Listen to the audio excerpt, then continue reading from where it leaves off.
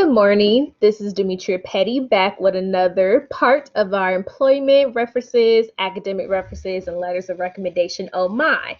This is going to be called part two because previously we spoke a lot about our letters of recommendation, how to go out and seek those, what information should be included, things of that nature. And today we're going to focus more so on our references. So let's go ahead and get started.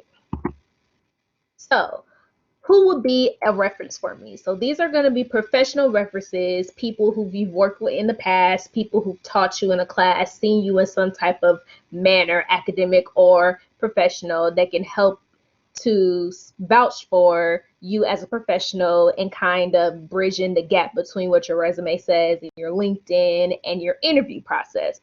So you want to make sure that the people that you are using are going to be able to amplify and articulate the things about you that you do good on the job.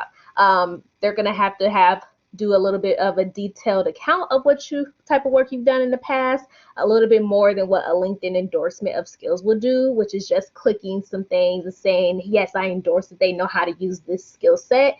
A reference is going to be someone who is going to be able to connect with an employer and tell them that, and they may spend a bit of their time speaking about what you do good at, what your overall goals are, etc. So you want to be sure to choose people who are going to highlight you in the best ways possible. When it comes to finding out who that reference person is, you want to make sure that the people that you're asking for this, you ask prior to giving out their information to any employer. You always want to make sure that you have permission first. So while asking them if they agree, you want to also make sure that they are aware that while I'm giving this information out to an employer, they may be contacting you on my behalf. You don't want people to be caught off guard by this, so make sure to let them know up front. After that, you want to see what are their preferred methods of contact. Some people would prefer to be emailed only. Some prefer to be called, but only from a specific number, specific time. You want to make sure you get all that information. A lot of times when the employers are asking for references, they'll ask for an email and a phone number. So it's always best to just have that on hand and ready to go.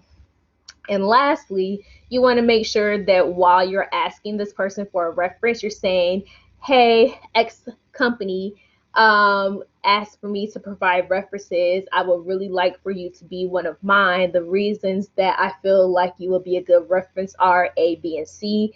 And here is a list of things or reasons why I would do good at this job that I'm applying for. So you want to make sure that your reference is aware, obviously, of what you're doing, and also why you feel like this will be such a good fit for you. Give them that information because you want them to reinforce to the employer your skills, your accomplishments, and your desire to do well within this position.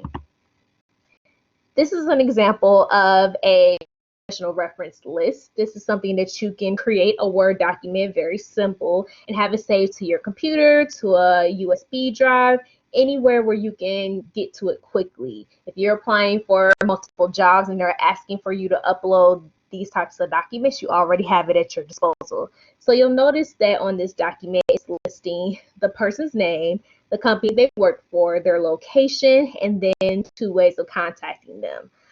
Some other information that you can post on this as well could be the relationship that you have with that person. So is this person a former teacher, employee, supervisor, someone you've worked with in the past?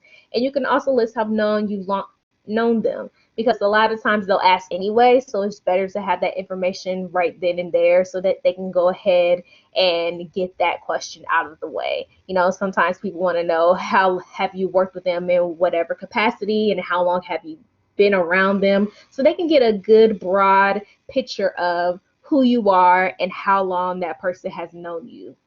And you want to make sure that if you can, that you get a well-rounded, diverse group of people. You know, they don't have to be people who are specific just to your major or your career interests. They could be people you went to school with, but maybe didn't have the same major as you. It can be from a job that you had in the past that had nothing necessarily to do with what you're currently looking toward, but they've seen you grow as an individual, as an employee, and they can vouch for the way that you are when you're on a job.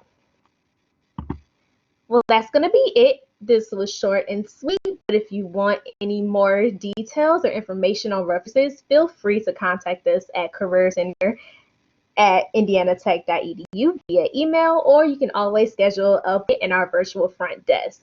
Thank you guys and have a great day.